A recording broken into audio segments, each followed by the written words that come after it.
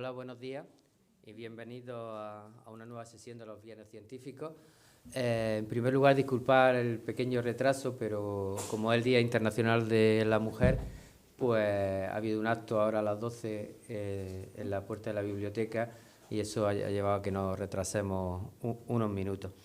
Bueno, quiero empezar pues primero felicitando a todas las mujeres aquí presentes por su Día Internacional.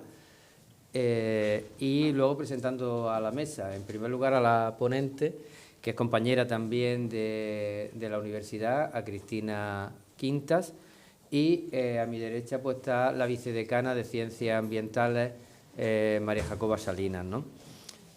También me gustaría agradecer la colaboración del Vicerrectorado de Igualdad, Inclusión y Compromiso Social por su colaboración en este acto y en la organización de este Viernes Científico. Siempre es un placer poder colaborar con los vicerrectorados de esta universidad. Este es el Viernes Científico número 108, o sea que ya llevamos una trayectoria desde el año 2009 de muchos Viernes Científicos, donde yo creo que hemos tratado todas las temáticas, bueno, siempre hay temáticas nuevas, pero hemos tratado temáticas de todo tipo, ¿no? Y hoy Cristina pues, nos va a hablar de las dinámicas de género en la ciencia, pero para una presentación más exacta, más concreta y mejor de la que yo puedo hacer, pues para eso está la vicedecana María, que nos hará ya una presentación más exhaustiva. Yo no me quiero extender más, simplemente darle las gracias a Cristina y a todos los presentes aquí por atender a esta conferencia y bueno, anunciaros que nos quedan más Viernes Científicos a lo largo de este cuatrimestre, el 5 de abril, el 12 de abril y el 10 de mayo. Ya lo iremos anunciando cuando corresponda. Pues nada, Cristina, muchas gracias y María, cuando quiera.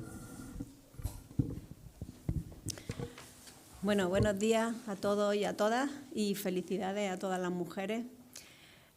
Para mí es totalmente un placer presentar a la doctora Cristina Quintas, porque además fue alumna nuestra y ahora es una compañera. Entonces, y además es ambientóloga, lo digo para aquellos que estáis estudiando ciencias ambientales para que veáis un poco cuál puede ser una línea de trabajo posible en vuestra futura carrera.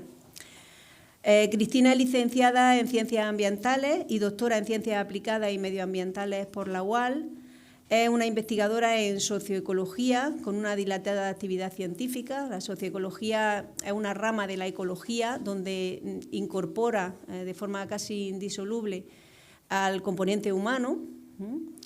Bueno, Cristina, después de doctorarse en la UAL, ha trabajado en la Universidad Estatal de Idaho, en Estados Unidos, durante 2 años. Posteriormente ha llevado a cabo durante 3 años sus investigaciones en la Universidad de Kassel, en Alemania, en la Cátedra de Interacciones Socioecológicas en Sistemas Agrarios. Actualmente es investigadora emergia en el área de ecología de nuestra universidad, donde lidera la línea de investigación sobre biodiversidad biocultural y sostenibilidad rural. Tiene una alta actividad científica con más de 50 artículos publicados en revistas internacionales y sus principales líneas de investigación se centran en explorar cómo los seres humanos valoramos e interactuamos con la naturaleza y cómo se puede mejorar la gestión de nuestros paisajes rurales para mejorar así la sostenibilidad ambiental y el bienestar de las comunidades rurales. En estas investigaciones pues, también toca el componente de género y por eso la hemos traído para que nos ilustre sobre su investigación y su experiencia. Y además porque es una mujer bastante comprometida y activa en materia de igualdad. Así, por ejemplo, forma parte del colectivo Fractal, que es un grupo de investigadoras que colaboran entre sí para visibilizar el papel de las mujeres en la ciencia, creando además espacios justos y de apoyo mutuo entre mujeres científicas. Bueno, en su charla pues, nos describirá la situación de las mujeres en la ciencia y las barreras y dinámicas de género que las sostienen, así como aquellas estrategias que nos permitan afrontarlas para alcanzar la igualdad en la ciencia. Y ya, pues nada más, os dejamos con Cristina, que nos va a ilustrar mucho mejor. Muchas gracias.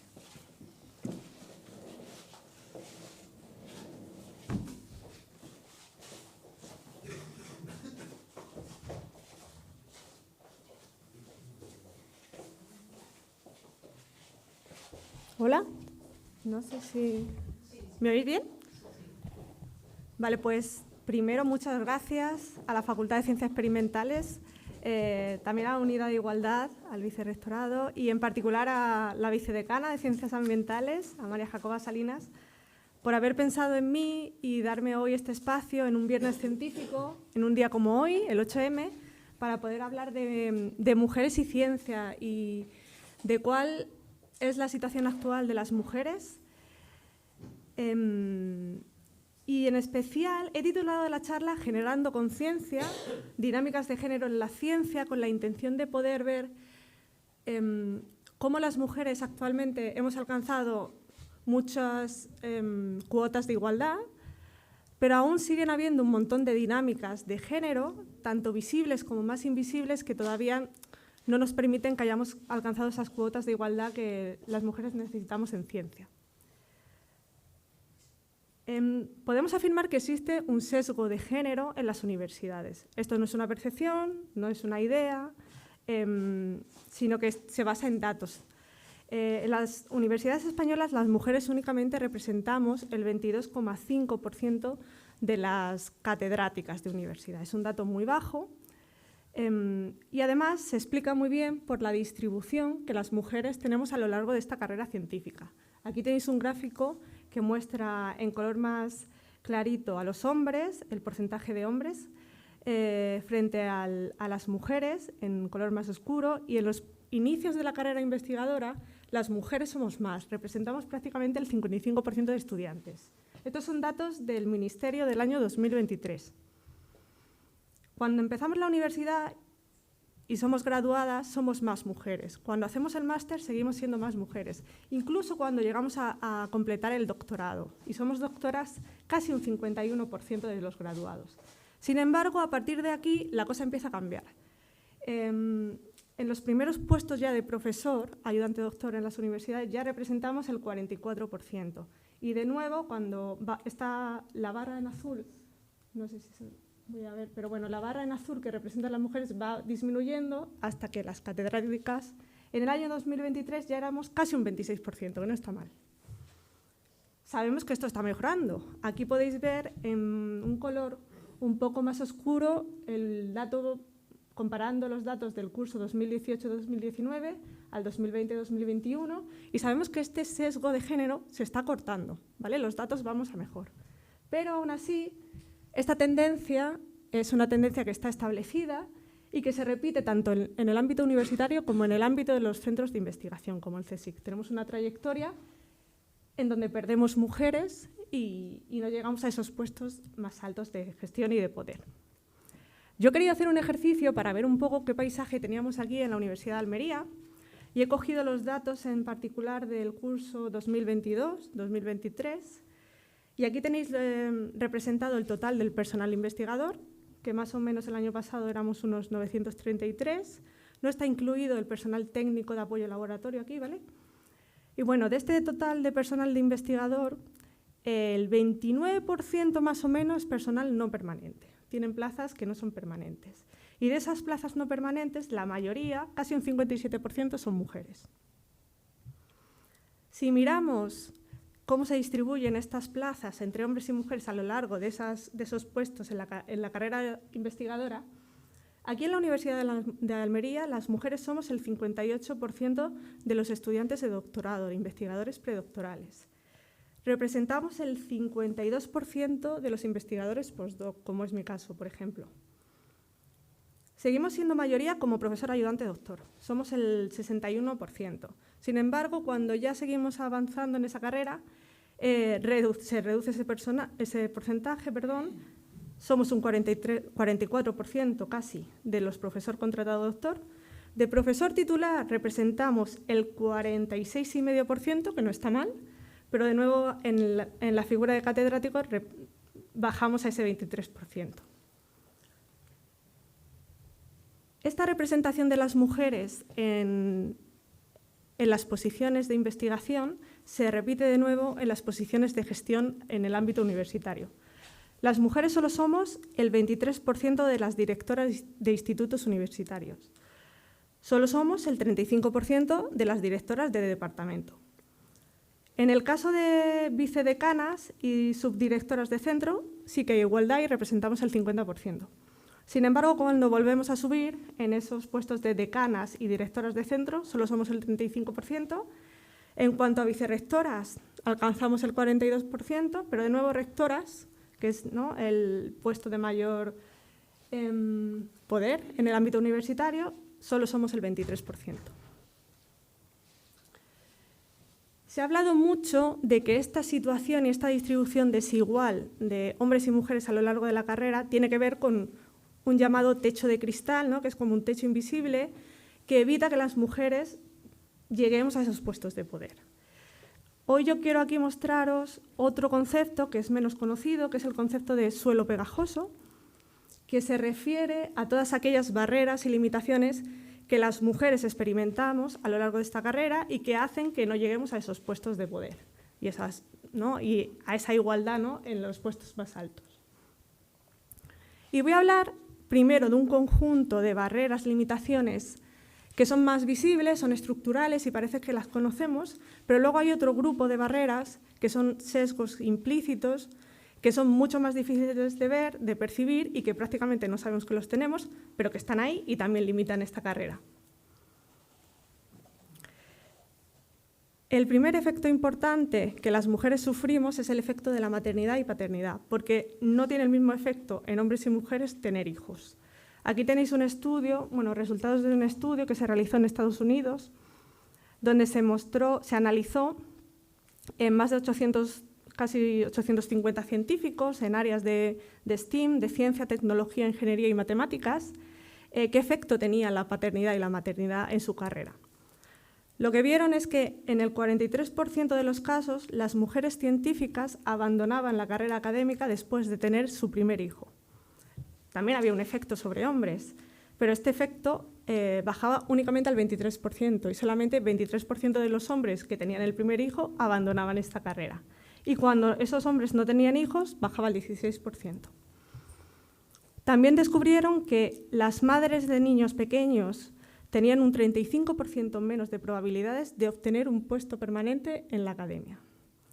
Y en general lo que descubrieron es que las mujeres tendemos, principalmente en el ámbito investigador, a reducirnos la jornada laboral, lo podéis ver en la barra de la izquierda, a cambiarnos a otro tipo de trabajos y de carreras que no sean investigadoras e incluso a dejar el trabajo en comparación con los hombres, que el porcentaje es muchísimo más bajo. Por lo que el efecto de la maternidad-paternidad es totalmente distinto. Asociado a esto está la distribución de los cuidados. Y un claro ejemplo, un ejemplo que a mí me parece muy visual, es el efecto del COVID y de la pandemia. Durante la pandemia y durante la época de confinamiento parecía que podría quizá representar un espacio bueno de conciliación para los científicos y las científicas. Bueno, pues después de la pandemia lo que se ha visto es que el efecto del COVID y de estos periodos de confinamiento han tenido un impacto muy diferente en la productividad de las mujeres científicas y de los hombres científicos. Y en particular, los hombres han podido publicar más artículos científicos versus las mujeres que hemos publicado menos. Es decir, durante esta época de confinamiento, las mujeres hemos sido menos productivas, principalmente porque los cuidados han recaído mayoritariamente en esas mujeres que se quedaban en casa y esto ha repercutido en esa carrera académica. También existen sesgos en cuanto a la publicación de artículos científicos. Aquí tenéis resultados de un estudio donde analizaron casi 900 artículos en el área de ecología y de biología de la evolución, donde analizaron qué género tenían la primera autoría de los distintos artículos y además cómo había influido la incorporación de la revisión por pares dobles y ciega. Esta revisión por pares doble y ciega es ahora la que actualmente está prácticamente en todas las revistas de investigación y que consiste básicamente en no revelar las identidades ni de los autores ni de los revisores. Con lo cual es una revisión más objetiva porque no conocemos ni quién nos revisa ni quiénes somos esos autores. Bueno, pues lo que descubrieron es que básicamente una vez que se incorporaba esa revisión por pares doble y ciega, el efecto en la publicación de las mujeres y los hombres era muy distinta. A las mujeres se les favorecía o eran capaces de publicar más artículos cuando esta revisión era ciega, mientras que los hombres reducían el número de artículos que publicaban. ¿Qué quiere decir esto? Que cuando la revisión es ciega y no sabemos quiénes son esos autores, pues parece que a las mujeres nos favorece. Y por el contrario, cuando sabemos y reconocemos si son hombres o mujeres esos autores, parece que a las mujeres nos perjudica. También tenemos sesgos en cuanto a la edición y revisión de artículos.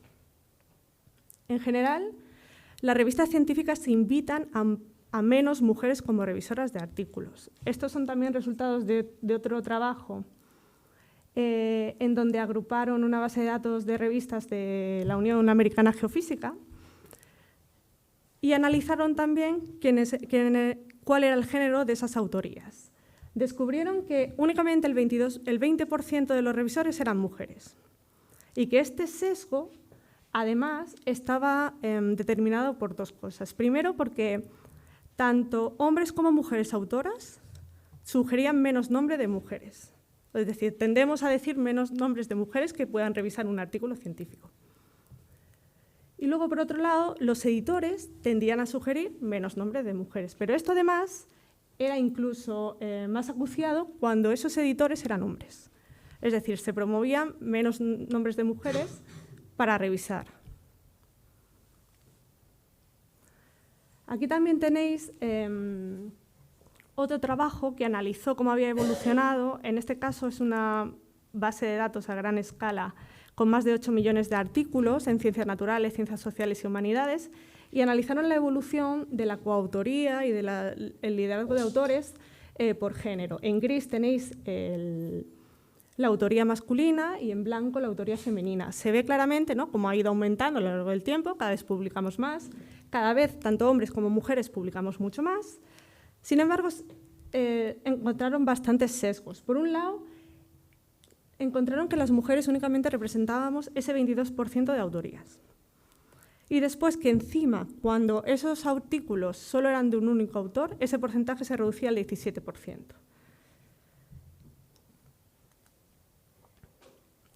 También tenemos sesgos de género en las citas y en cómo citamos artículos científicos. De forma general, en el lado de la izquierda tenéis un artículo que muestra cómo de media se citan mucho menos los trabajos que son liderados por mujeres que por hombres. Pero es que además, en este otro lado tenéis resultados de un estudio sobre autocitación. La autocitación es cuando un autor cita sus propios trabajos porque son trabajos previos. Pues esta autocitación también es muy diferente en función de si somos hombres autores o mujeres autoras. En azul tenéis la tendencia de autocitación de hombres versus en rojo la de mujeres. Y bueno, lo que descubrieron es que los hombres habían aumentado un 70% más la autocitación que las mujeres en las últimas 2 décadas. Esto incluso que las mujeres hemos aumentado nuestra productividad de manera brutal. Y lo que me pareció más interesante es que esto ocurre además en este gráfico de aquí abajo. Tenéis la media de autocitaciones por distintas áreas de investigación. Pues esto se repite en todas, ya sean de sociología, historia, de ciencias políticas o de economía o de matemáticas, ¿vale? Es un patrón que está ahí. En las conferencias también ocurren ciertas diferencias en cuanto al género. Aquí tenéis muestra el número de conferenciantes invitados en las conferenciantes plenarios, ¿vale? Estos que son estas personas que son invitadas a abrir, ¿no?, las grandes conferencias, en este caso de la Asociación Ibérica de Limnología. Y bueno, tenéis representado en el género de esos conferenciantes, hombres en gris, mujeres en negro. Parece ser que hace 20 años no había mujeres prácticamente para invitar en estos eventos. Hemos ido aumentando, pero únicamente, por ejemplo, hasta el 2014 representábamos 1/3 de esos conferenciantes invitados. Sé que estos datos pueden parecer antiguos, pero si buscáis sesgo de género, conferencias, os van a salir cientos de artículos, sin exagerar. Y bueno, el comportamiento que tenemos también en esas conferencias es muy diferente.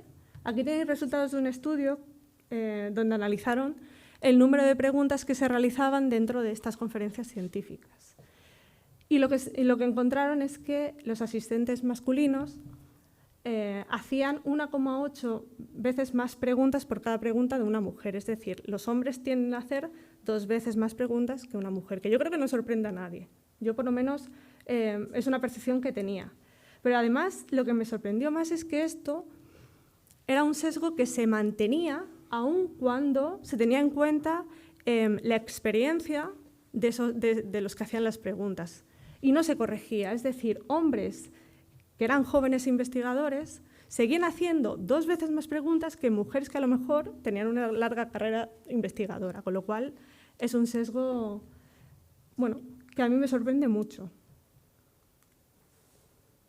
Y en último lugar, de estos sesgos que son muy visibles, encontramos el acoso laboral. Hasta 2018 se había hablado de acoso, pero el año 2018 fue como el gran año del Me Too y también se trasladó a la ciencia y también llegó a España. Ha habido pues un montón de casos que han salido a la luz gracias al estudio de muchas mujeres. Aquí a la derecha tenéis, que no se ve el puntero, pero se ve los resultados de una encuesta que se realizó en la Asociación de Ecología Terrestre, donde se preguntaba a los investigadores y investigadoras si habían sufrido acoso laboral. Y el 47% de las mujeres dijeron que sí habían sufrido acoso laboral en algún momento de su carrera científica, frente al 27% de los hombres, que también es altísimo, pero casi el doble, eran mujeres. Entonces, todo este tipo de sesgos, de desigualdades, es necesario que se reconozcan y que sepamos que esta desigualdad a lo largo de la carrera investigadora no nace de cosas que no sabemos qué pasan, sino que, por ejemplo, este tipo de cosas, como el acoso laboral, pues puede ser uno de los principales factores que haya influenciado que todavía haya esas desigualdades. Entonces, llegados a este punto, podríamos pensar, o podría yo plantear la pregunta, si ponemos paridad, quizá resuelve el problema. Si decidimos poner paridad en los rectores, 50% de hombres rectores, 50% de mujeres. En las catedráticas y catedráticos, en los tribunales de evaluación de tesis, en los editores de revistas, en todos lados. ¿Ponemos paridad y resolvemos el problema?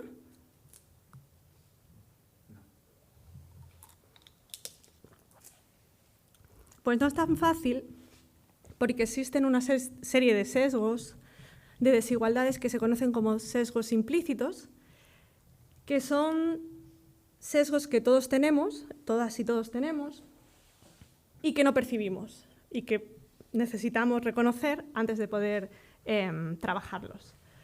Aquí tenéis un ejemplo de un Stroop test, que es un test que se utiliza en psicología para medir el retraso entre estímulos congruentes e incongruentes, que básicamente se refiere a que el ser humano estamos habituados a automatizar muchas de las cosas que hacemos, ¿vale? Ya sea comer, andar, leer, beber, montar en bici, porque son tareas que hacemos habitualmente.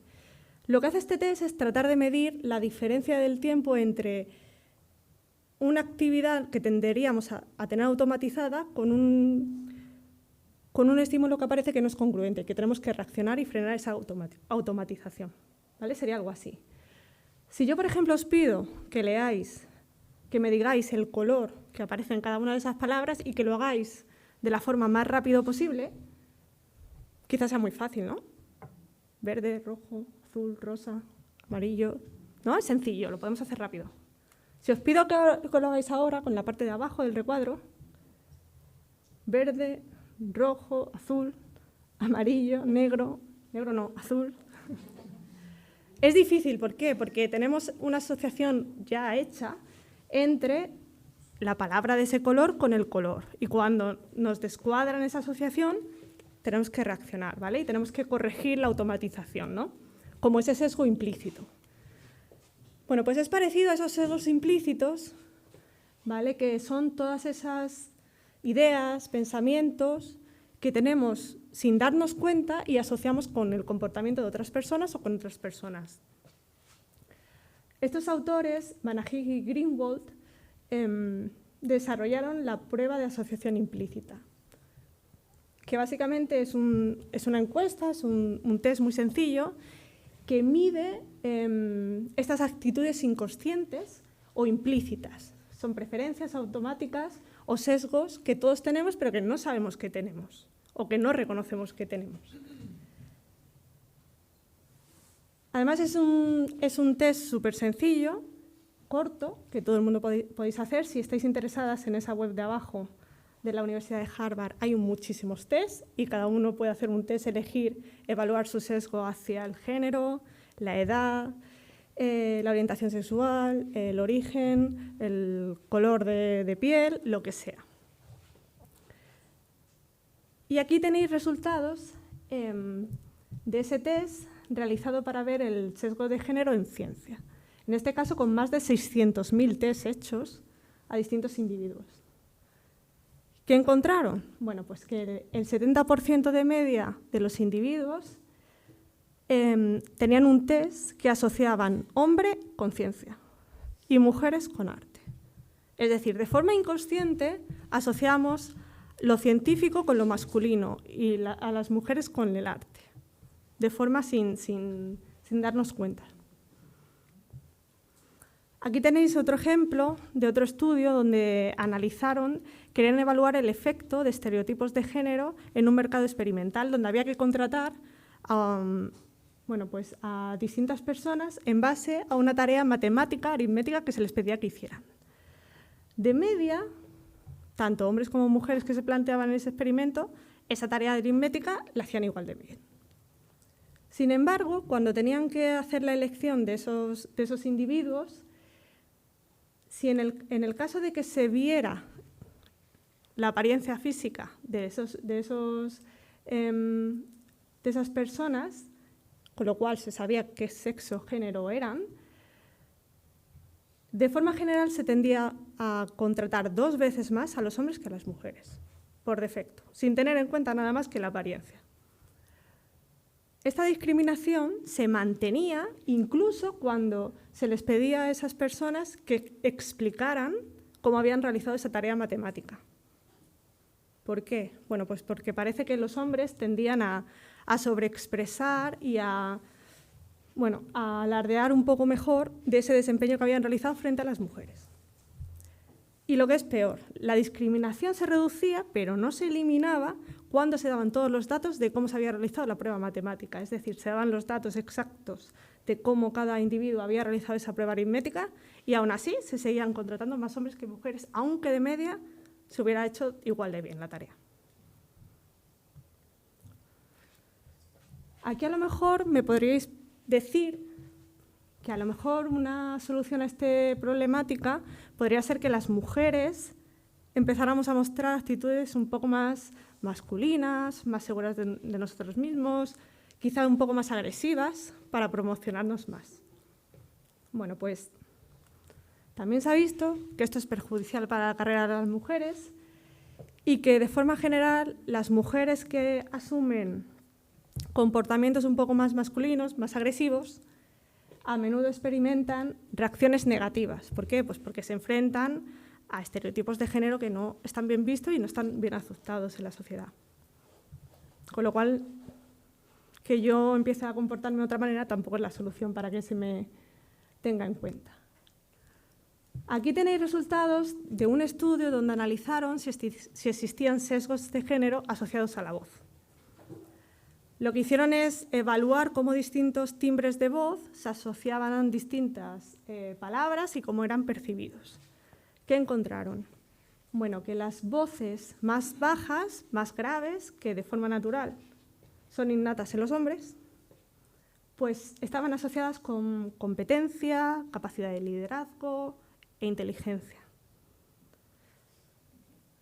En este gráfico podéis ver también otras asociaciones de otro trabajo. En blanco están las voces de las mujeres, en como un tono amarillito verde las de los hombres, y de forma general se asocian mucho más las voces masculinas a conceptos como más confiable, más competente, más educado, más como alguien, ¿no?, personal que yo contrataría, o más atractiva. Y bueno, luego tenemos otro tipo de sesgos, por ejemplo, que tienen que ver con la ocupación del espacio físico, el manspreading, ¿no?, estos hombres que se expanden en el espacio. ¿Por qué? Porque tanto hombres como mujeres nos comportamos de manera diferente cuando ocupamos ese espacio físico. Los hombres tienden a estar más cómodos ocupando más cantidad de espacio, incluso ocupando el espacio de otras personas, que suelen ser mujeres, frente a las mujeres que tendemos a reducir nuestro espacio físico y a tratar de no solapar el espacio de otras personas. El maninterrupting, que es otro concepto en inglés, que son los hombres que interrumpen. Se sabe que los hombres tienden a interrumpir mucho más, pero es que además el dato es que los hombres tienden a interrumpir un 23% más a mujeres que a hombres. Es decir, a las mujeres se nos interrumpe mucho más. Luego hay otros conceptos como el mansplaining, los hombres que explican, que básicamente son hombres que, ¿no?, se sienten con la confianza para explicar cosas aunque tengan delante a una mujer que a lo mejor es experta en el tema. O el repeating, que a mí me gusta mucho, es el hombre que repite cosas, ¿no? Que a lo mejor todos hemos estado en una situación donde hay una mujer que plantea una duda, una hipótesis, una idea, y esa idea no es tan considerada, no es tan valorada, pero cuando al paso de los minutos la plantea, la repite un hombre, pues se toma en consideración. Bueno, pues ya hay una serie de léxico específico para todas estas actitudes, ¿vale?, que se miden. También tenemos sesgos en cómo describimos y en cómo usamos distintos adjetivos para asociar al trabajo que realizan mujeres y hombres. Aquí tenéis, por ejemplo, un estudio que analizó cómo se utilizaban distintas palabras para describir el trabajo realizado por una estudiante o un estudiante masculino con las cartas de recomendación. Y básicamente lo que encontraron es que a los estudiantes varones se les asocia con palabras o se les describe con palabras como es un líder científico, es brillante, uno de los mejores estudiantes, es un modelo a seguir. Y a las estudiantes femeninas se las describía con palabras como es muy inteligente, muy productiva, es súper trabajadora, tiene muchas capacidades, tiene mucho conocimiento, pero no se usa la palabra es una máquina, es un líder o es súper brillante esta estudiante. Y este sesgo se mantiene incluso cuando somos profesoras. Aquí tenéis resultados de revisiones de docentes de la página web Rate My Professor, que tiene más de 14 millones de reseñas, donde los estudiantes valoran a los profesores y profesoras. Y aquí tenéis la asociación con distintas palabras.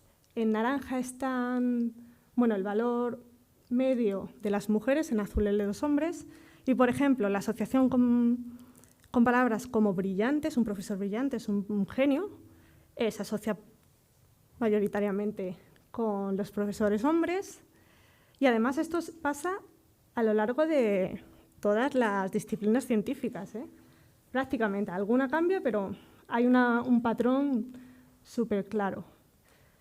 Si analizamos palabras como es una profesora servicial, es atenta, es estridente o chillona, incluso, pues se asocia mayoritariamente con profesoras y no con profesores. Bueno, pues habiendo visto todos estos sesgos que tenemos, por un lado un poco más estructurales, ¿no?, que sabemos que están ahí, que los reconocemos. Por otro lado, estos que os acabo de mostrar, que son sesgos más difíciles de reconocer e incluso de arreglar, yo me preguntaría desde qué miradas ha hecho esta ciencia que todos manejamos y que trabajamos, ¿no?, y desde quién la ha construido y cómo se ha hecho. ¿Por qué? Porque sabemos que hay un sesgo también. Aquí tenéis el sesgo en los premios Nobel, los premios de mayor nivel mundial. un gráfico que representa los premios otorgados a hombres en azul, mujeres en rojo, y cómo mayoritariamente se han otorgado a hombres, casi no hay mujeres. Aquí lo tenéis por áreas de investigación, de un total de casi 900 para datos de 2020, ¿vale? 58 han sido para mujeres, y en áreas como física o economía, pues casi no hay representación femenina. Podríamos preguntarnos, ¿hay mujeres que no han hecho ciencia o hemos hecho peor ciencia? ¿Hemos llegado menos lejos? Bueno, pues una de las respuestas es lo que se conoce como el efecto Matilda, que fue descrito por primera vez por esta sufragista americana en uno de sus ensayos, Matilda Joslyn Gates, que describió a finales de 1800, creo, cómo existía un prejuicio en contra de reconocer los logros de las mujeres científicas y que además este trabajo a menudo se atribuía a sus colegas del género masculino. El efecto Matilda lo que define es cuando una mujer que se dedica a la ciencia o a la investigación no recibe el mismo reconocimiento que otro hombre que lo haga. Y hay muchísimos casos. Entonces, sabiendo que las mujeres científicas no han sido reconocidas históricamente de la misma manera que los hombres, me gustaría que ahora plantearos un concepto que me parece muy útil, que es el concepto de conocimiento situado. Este concepto surge desde los estudios feministas de la ciencia por Donna Haraway y Sandra Harding y tratan de plantear que a lo mejor ese conocimiento, en este caso científico, no es un conocimiento puramente objetivo y, por el contrario, puede estar situado, como ellas lo dicen, y atravesado por un contexto histórico, cultural, de valores de la persona y de la mirada que realiza y hace esa ciencia. La idea es reconocer que todo conocimiento que vayamos a generar va a estar atravesado por la mirada que analice y que genere ese conocimiento. Por ejemplo, que yo plantee preguntas de investigación o mis preocupaciones en torno al medio ambiente seguramente sean muy distintas a las de otra persona. Yo, como mujer blanca, europea, que me he formado, que ¿no? soy acomodada económicamente, soy muy privilegiada, mi mirada y mis preguntas van a ser muy distintas a las que haga otra compañera en la otra punta del mundo, que sea negra, de otra religión y con otro contexto social, cultural y económico. Y os voy a poner un par de ejemplos para ver si esto puede además llevar a sesgos en el conocimiento científico. Aquí tenéis el ejemplo de la ciencia de la primatología, del estudio de los grandes simios, que hasta los años 70 había sido un área científica liderada y llevada a cabo por hombres, por investigadores que habían ido a estudiar estos grandes simios y los habían descrito. Bueno, pues la narrativa que se había dado hasta esta fecha era una narrativa en donde estos grupos de simios estaban dominados por varios machos que eran muy dominantes, que eran tremendamente agresivos, que estos machos dominantes, que eran violentos, eran los que estructuraban y socialmente organizaban al resto del grupo, y además había planteado que el papel de las hembras en este caso era un papel secundario, muy pasivo, que básicamente se encargaban de la crianza y de estar disponibles sexualmente para los machos violentos. Pues hasta los años 70, que no llegaron investigadoras como Birute Galdikas, Diane Fossey o Jane Goodall, esta narrativa no cambió. Y no cambió porque analizaran otros datos, porque los grupos de simios y esas sociedades que analizaban eran las mismas, pero sí cambiaron la mirada y cambiaron la perspectiva con la que analizaban esos comportamientos. Y lo que ellas vieron fue diferente. Ellas describieron, por ejemplo, en el caso de los bonobos, que no eran grupos súper agresivos. Había algunos machos que eran agresivos, pero no eran grupos violentos. Y también identificaron, en vez de únicamente analizar el comportamiento y registrar el comportamiento de los individuos más visibles, que en este caso eran los machos, lo hicieron con todo el grupo, tanto con los machos que no eran violentos, como las hembras, como las crías. Y, por ejemplo, encontraron que en este caso las hembras tenían un papel fundamental creando relaciones entre hembras y que eso era lo que estructuraba el grupo social y además permitía y aseguraba la supervivencia de las crías. Otro ejemplo de cómo la mirada puede afectar al relato es, por ejemplo, la paleantropología y cómo tradicionalmente se ha construido un relato en donde las sociedades prehistóricas las mujeres hemos ocupado un lugar secundario. Aquí, por ejemplo, siempre se ha hablado de la hipótesis del hombre cazador, ¿no? Los grupos de hombres eran los que salían a cazar, eran los que mantenían la supervivencia de los grupos humanos. Bien, bueno, pues hasta el año pasado parece que nos ha empezado a demostrar que esto no era tan así, porque parece ser que, no recuerdo el porcentaje, pero alrededor del 23%, creo, de mujeres parecía que también cazaban, bien, pero es que hasta que no ha llegado una perspectiva diferente y otra mirada, no se han planteado otras hipótesis, como por ejemplo la hipótesis de la mujer recolectora, y cómo quizás, obviamente los hombres iban a cazar, pero había un papel fundamental de supervivencia que realizaban las mujeres recolectoras, porque eran las que, bueno, en el tiempo que estaban cazando, ellas eran las que mantenían la alimentación del grupo, de las sociedades, y además tenían el tiempo, por ejemplo, para el desarrollo de herramientas y de esa tecnología, que quizá ellas también tuvieron un papel fundamental. Y a lo mejor también tenían tiempo para realizar arte, ¿no? El arte, todas las pinturas, el arte rupestre siempre se ha asignado a que lo habían pintado los grandes cazadores. Pues parece ser que se ha visto que ya no es así, que aparecen huellas dactilares muy pequeñas que pertenecen a mujeres.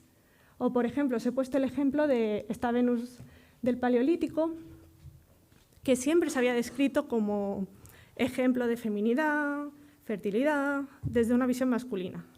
Bueno, pues hasta hace unos pocos años no empezaron a aparecer otras perspectivas de que a lo mejor era un autorretrato, una autorrepresentación de una mujer embarazada, una mujer que se miraba desde arriba, veía las formas y se representaba, ¿no? No se habían planteado que esto podía ser, ¿no?, de la mano de una mujer. Aquí tenéis otro caso que me llamó mucho la atención, que es el caso del gran guerrero vikingo de Birka, que, bueno, a finales de 1800 se encontró un yacimiento enorme en Suecia y en ese yacimiento había una cámara funeraria súper importante, donde había un gran guerrero enterrado. El guerrero vikingo había sido enterrado con sus 2 caballos, en una posición sentada, con un montón de armas, con un montón de prestigio. Lo describieron como un guerrero, pues, muy importante y que había llevado a cabo grandes cosas. Pues por defecto, guerrero, sinónimo de varón, pues era un hombre. Y esto ha sido así incluso cuando se vio que la pelvis de este guerrero parecía que de media era más pequeña de lo que debería para un hombre. Pero bueno, y se planteó la historia. Hasta que en 2017, por análisis de ADN, pues era una mujer. Bueno, pues lo han cambiado y ahora es la gran guerrera de Birka. Pero hasta que no ha habido una prueba de ADN, no se ha planteado esto. Entonces, esta mirada situada, bueno, pues puede provocar estos sesgos en el conocimiento y llevar a lo que se conoce como brecha de datos de género. Que esto, por ejemplo, es muy fácil de entender en la medicina o en las ciencias de la salud, porque de forma general y tradicional se han considerado los valores medios del cuerpo del hombre, la sintomatología, todas las reacciones, como un valor medio de los seres humanos, creando un montón de problemáticas para la salud de las mujeres. Pero aquí quiero hacer un inciso, porque que yo esté contando esto no significa que la mirada de las mujeres vaya a ser más objetiva que la de los hombres. No lo es. Sí, lo que significa es que la mirada de las mujeres va a estar situada desde una visión de la persona que mira, en este caso de una mujer. Tampoco significa que esto haya sido ni malintencionado ni deliberado, pero responde a la forma de pensar que ha existido durante milenios, ¿vale? ¿Qué es lo importante aquí? pues reconocer ese conocimiento de dónde viene, cómo ha sido construido, desde qué mirada se ha construido, para tratar de ver si existen potenciales sesgos. Y lo importante aquí es reconocer que ese conocimiento va a ser mucho más completo si la mirada y los investigadores que planteamos ese conocimiento es más diverso. Cuanto más diverso sea, va a ser más justo por un lado y va a ser más completo, porque va a reconocer la complejidad de ese mundo que queremos representar y estudiar. Vale, ya solo me queda al final que, habiendo visto pues estos sesgos, estas dinámicas, ¿no?, que tenemos ahí, quiero terminar con una parte que englobe todas las cosas que estamos haciendo bien y estamos acercando a que haya más igualdad, que hay muchas. Entre ellas está dar visibilidad a las mujeres científicas e investigadoras, ¿no?, con eventos como este, como el 11F, con movimientos como No More Matildas, ¿no?, que tratan de poner en relevancia las figuras de muchas mujeres que han sido apagadas en la historia. También los círculos de apoyo de mujeres, que son clave. Yo, como experiencia personal de mi asociación de Fractal, pero también con trabajos que reconocen y que demuestran que las redes de mujeres y los grupos de mujeres lo que hacen es promocionar y ayudar a que promocionen más mujeres, que haya mujeres mentoras, per se provoca que haya más mujeres que salgan y que continúen en la carrera investigadora. Las comisiones de igualdad, como las que hay aquí en instituciones como la universidad, pero en asociaciones, en congresos, son fundamentales porque registran todos estos sesgos y dinámicas y las vamos consiguiendo reconducir y reconocer. Medidas estructurales para asegurar, por ejemplo, que maternidad y paternidad no tengan el mismo impacto y que podamos, ¿no?, las mujeres ser madres, hacer la maternidad sin ningún tipo de prejuicio. Y luego ser conscientes de nuestro propio sesgo implícito. Porque, como he mostrado, hay un montón de sesgos que los llevamos en la mochila y no los reconocemos, no nos damos cuenta, y hay formas de identificarlos. Ahí a la izquierda tenéis un par de aplicaciones que permiten evaluar el sesgo que uno pueda tener cuando escribe o cuando escribe una carta de recomendación, ¿vale? Tú pasas el texto y te dice cómo de sesgado estás y hacia qué lado. O debajo, por ejemplo, en las referencias que utilizamos. Podemos cargar un artículo y saber si las autorías están al 80% para un lado o para otro, o sea que son muy útiles. También hay aplicaciones que yo conozco, sé de colegas que ya usan en reuniones de grupo, en clase, en departamento, para evaluar y para medir la participación, que sea equilibrada, y también, por ejemplo, las interrupciones que se hacen y cómo se hacen. Conociendo todo esto, pues podemos tratar de corregir esos sesgos. Bueno, y ya por último, ser conscientes de la equidad de género en las actividades que apoyamos, ¿no? Pues podemos apoyar revistas en particular que conozcamos, que sabemos que tienen una plantilla igualitaria, ¿no?, en equidad. Y también podemos evitar, por ejemplo, participar en actividades que sabemos que no cumplen para nada, ¿no?, como los tradicional all-male panels, o incluso, ¿no?, activar para que haya un cambio en esa plantilla y que sea un poco más diversa. Bueno, y ya con esto, daros las gracias por haberme escuchado y nada, quedo a la espera si tenéis preguntas, reflexiones, ideas. Nada, muchas gracias.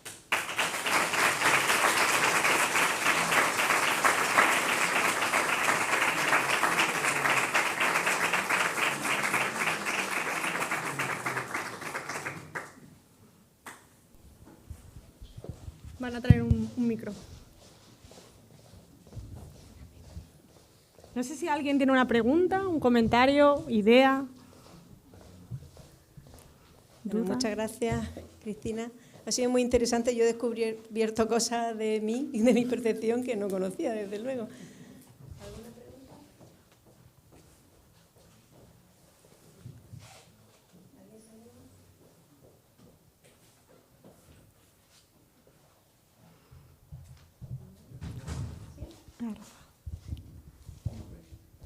Hola, buenas. Lo primero, felicitarte, ha sido brillante y me ha encantado la exposición. Yo creo que las sensaciones que hemos aprendido muchísimo y bueno, pues al final se trata de eso, ¿no? De seguir un poco en ese camino. Quería hacerte una pregunta concreta y esto es una percepción, no es nada. La percepción es que últimamente hay mayor sensibilidad en las nuevas generaciones respecto a los roles de género. Hay una especie de construcción de los roles masculino y femenino. Y si crees que eso puede influir en una mayor sensibilidad o hay algún cambio que se haya percibido en las nuevas generaciones con respecto a esta problemática. Mi sensación siempre ha sido que ha habido un avance brutal en esa sensibilidad, ¿no? Y esa percepción de cómo las desigualdades han afectado, ¿no?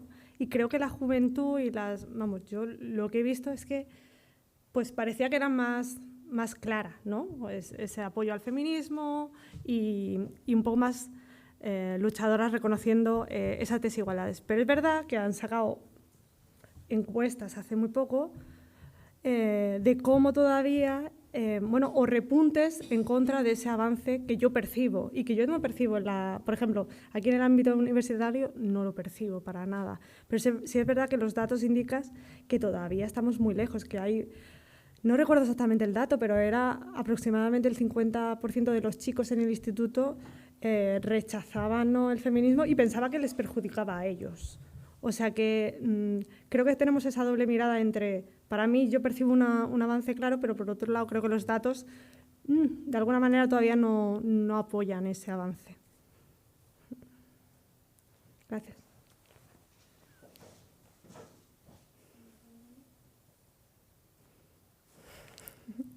Otro señor.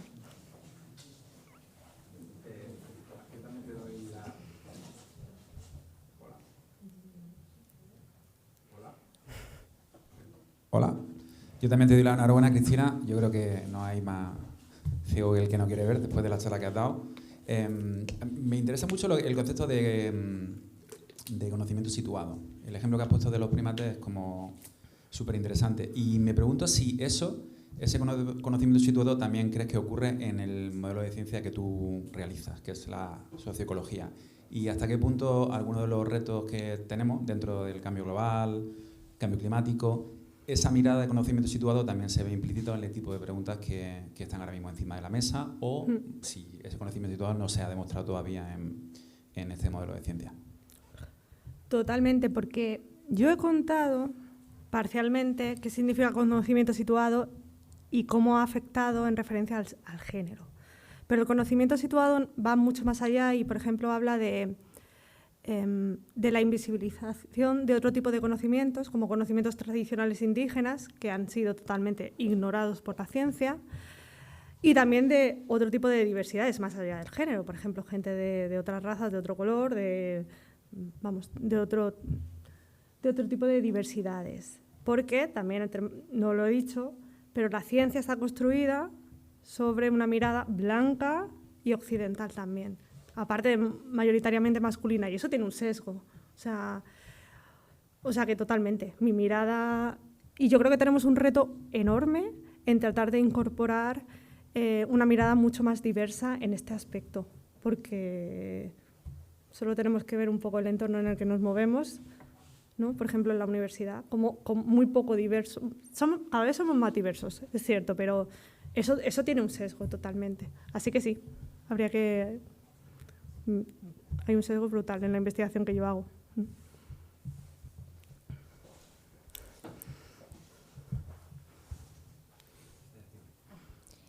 Bueno, yo quería preguntarte un poco sobre cómo funcionan, ¿no?, las redes de apoyo, como por ejemplo Fractal, y luego también cómo surgió la idea de juntaros todas en ello. En cuanto a la ciencia, o sea, cómo os apoyáis las unas a las otras o qué son las actividades que hacéis y todo eso. Bueno, la asociación surgió inicial como un grupo de apoyo colaborativo donde trabajábamos juntas y llegado un momento nos dimos cuenta de que se nos demandaba una formalidad para trabajar realmente juntas, ¿no? sugerían participar en proyectos de investigación, dar formaciones, y eso requería como una figura legal, y por eso creamos la asociación. Y esta asociación lo que nos ha permitido, pues, bueno, ha sido como tener otra pata, otro sombrero, ¿no? Más allá de ser investigadoras, todas, ¿no? Podemos participar desde la asociación para dar formación con otro perfil y en otros ámbitos, quizás. ¿Cómo funcionamos? Pues de forma un poco caótica, porque cada una tiene su trabajo, sus responsabilidades, entonces pues tenemos reuniones anuales, 2 presenciales, y vamos trabajando conforme vamos pudiendo. A veces pues hacemos más cosas, escribimos cosas juntas, o damos formaciones, o participamos en congresos, con algún taller, y otras veces estamos un poco más en stand-by porque a lo mejor no es momento, porque cada una tiene sus trabajos más allá de esa asociación, así que no es tan continuo.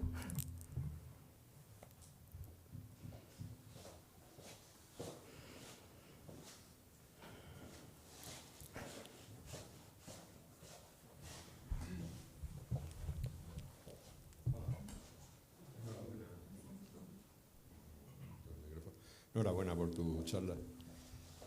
Yo quería comentarte una cosa. Hace ya unos años, cuando todo empezó, vamos, el tema de la sostenibilidad empezó una época donde se hablaba de sostenibilidad y mujer, ¿no? Entonces yo creo que luego eso parece ser que ha decaído, pero sí sigo pensando, y quizás esa era la pregunta, si tú crees que se avanzaría más hacia esa sostenibilidad, o que queramos luego llamar como sea, desde el punto de vista, si fuera liderada desde el punto de vista de la mujer, más que desde el punto de vista o liderado por el hombre. Vaya pregunta. Pero me parece muy interesante tu opinión sobre ello. O sea, que se alcance, por ejemplo, la sostenibilidad, está demostrado que la equidad de género y la igualdad es un factor fundamental para el alcance de esa sostenibilidad. Eso lo dicen las Naciones Unidas en los Objetivos de Desarrollo Sostenible, etc. O sea, que es como una cosa fundamental. ¿Que obtendríamos mayor sostenibilidad si lideráramos mujeres? No lo sé. Yo creo que debería de haber más mujeres liderando desde, vamos, seguro.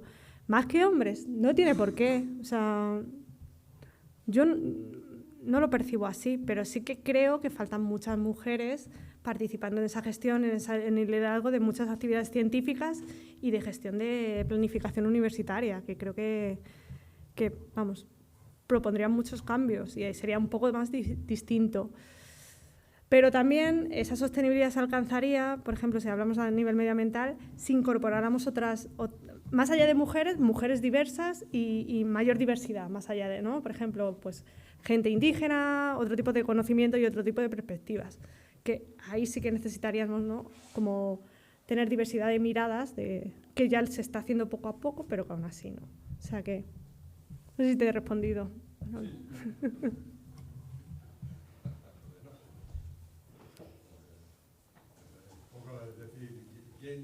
¿Quién puede liderar más la sostenibilidad? Yo creo que la mujer, desde la perspectiva que conocemos de género, ¿no?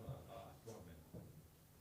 Pienso que el hombre es mucho más egoísta que la mujer. Sí. En ese sentido, ¿no? Entonces, podría ser menos sostenible o sea, una mirada menos sostenible que la mujer. Podría ser. A lo mejor son estereotipos asociados, ¿no? El hombre es más egoísta, no lo sé, ¿eh? Es que lo podríamos ver, ¿no? No lo sé, ¿eh?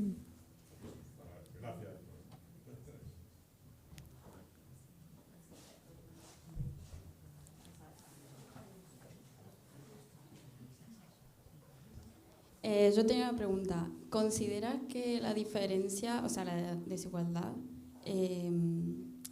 pudiera tener algo que ver también, además del sesgo, una diferencia fisiológica, digamos, en el sentido del comportamiento entre mujeres y hombres? ¿Te refieres como una determinación biológica, no? Yo no lo sé, ¿eh? Yo quiero pensar que la mayor parte de estos sesgos vienen por el sistema social y cultural en el que nos movemos y toda, ¿no? Cómo nos enseñan a desenvolvernos. Sí que sé que hay estudios que determinan de alguna manera que hay un componente biológico, ¿no? Genético, evolutivo, que determina quizá ese nivel. Se habla, por ejemplo, de la violencia, ¿no? De que yo tengo que decir que para mí sigue siendo mucho más cultural que genético, pero no lo sé.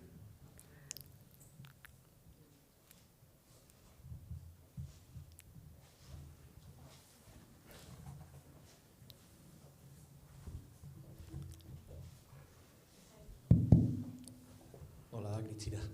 En primer lugar, nada, transmitirte mi admiración por tu carrera, por tu proyección que tienes. Y quería preguntarte acerca de cuál fue ese impulso, esa chispa que te llevó a tomar este camino, por si hay más mujeres, que se vean en esas condiciones, poder decir, yo también quiero contribuir a reducir este sesgo, ya no solo mujeres, sino visibilizar que los hombres puedan contribuir también en reducir este sesgo que ya cada vez es más visible, afortunadamente. Bueno, pues la semillita fue cuando se formó este grupo de compañeras, tenían que ver con que todas vivíamos situaciones de desigualdad, ¿vale?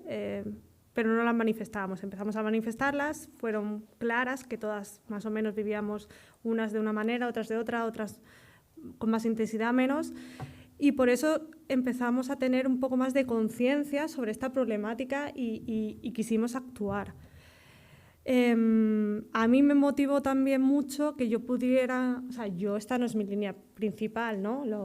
Las diferencias de las problemáticas de género, pero sí es verdad que yo soy capaz de integrar esto en mi investigación, ¿no? Y tratar de ver cómo la interacción de las mujeres y los hombres con la naturaleza puede ser distinta, ¿no? Y esa gestión puede variar. Entonces, no sé, para mí también ha sido fundamental encontrar un espacio y un grupo de gente, de mujeres, que tuviéramos ideas similares y que tuviéramos, que nos apoyáramos conjuntamente para trabajar en estos temas. Si yo hubiera estado sola, seguramente no.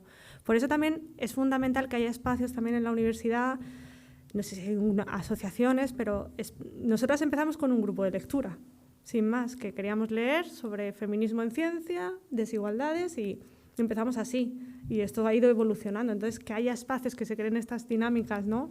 También de mujeres y de hombres, ¿no? que traten estos temas es fundamental.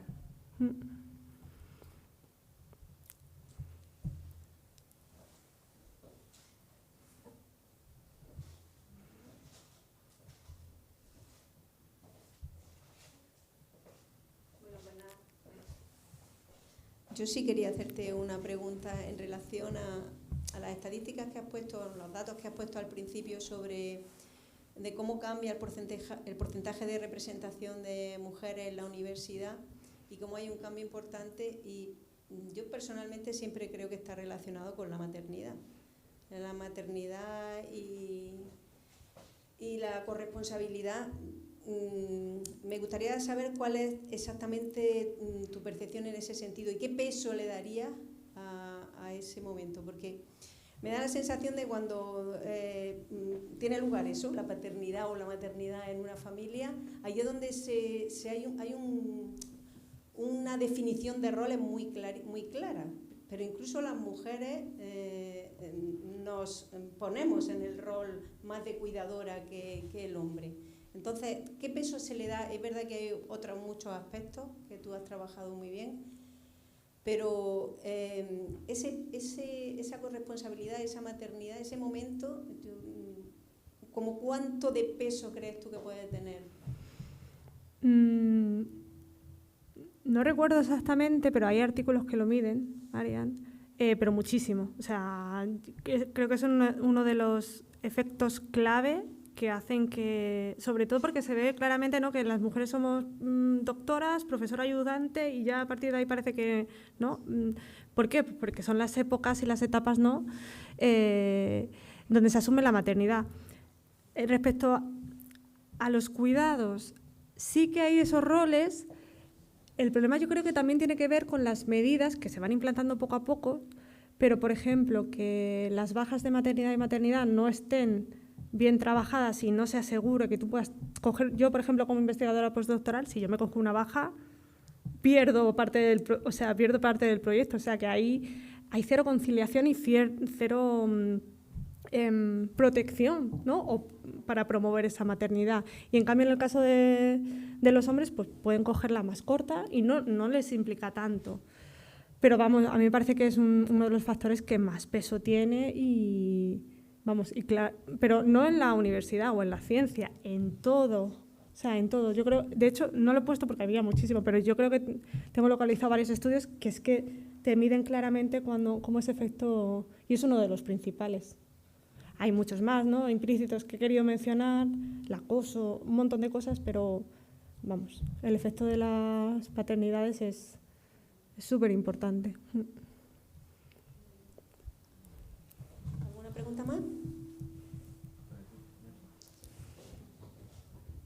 Hola, enhorabuena. Y justo quería comentar una cosa referente al tema, porque yo creo que también el tema de que después del doctorado muchas mujeres se alejen de la universidad y del mundo de la investigación es un poco por el cansancio, porque llegas al doctorado, que es muy estresante, lo terminas, y hay muchísimas mujeres que dicen, yo no quiero saber nada de esto, yo no quiero ya meter más, no quiero tener nada que ver con la universidad, porque llega a un punto de cansancio, de estrés, que a lo mejor los hombres no experimentan y entonces siguen adelante.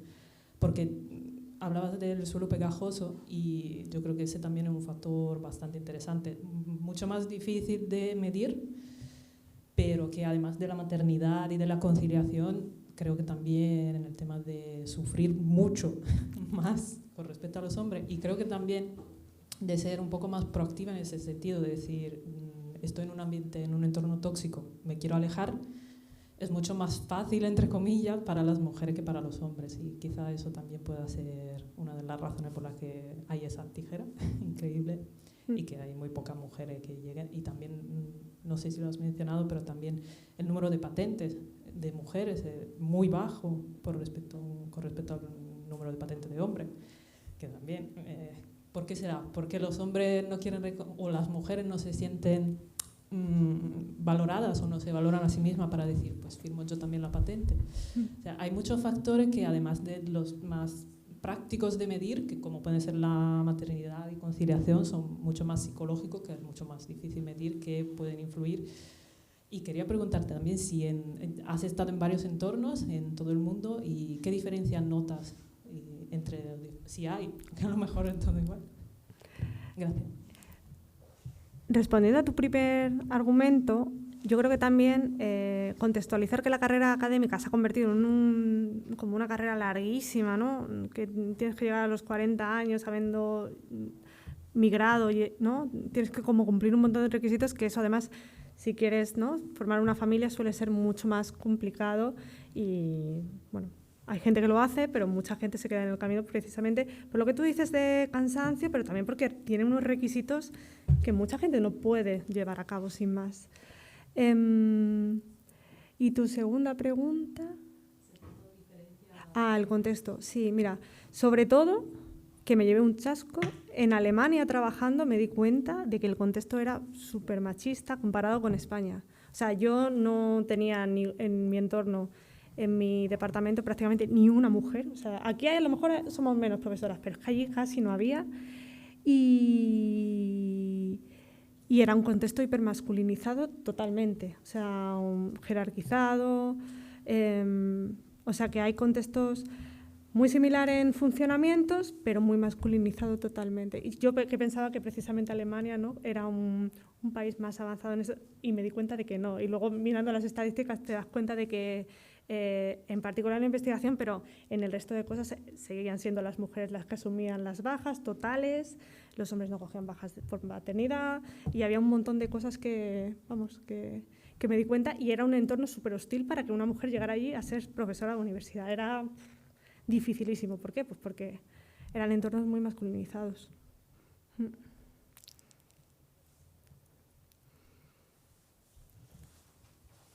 Bueno, pues muchas gracias, Cristina, ha sido un placer, hemos aprendido mucho. A ti, muchas gracias por venir.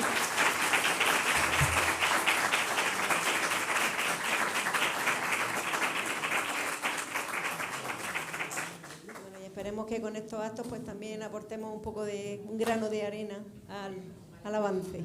Gracias a todos por vuestra asistencia.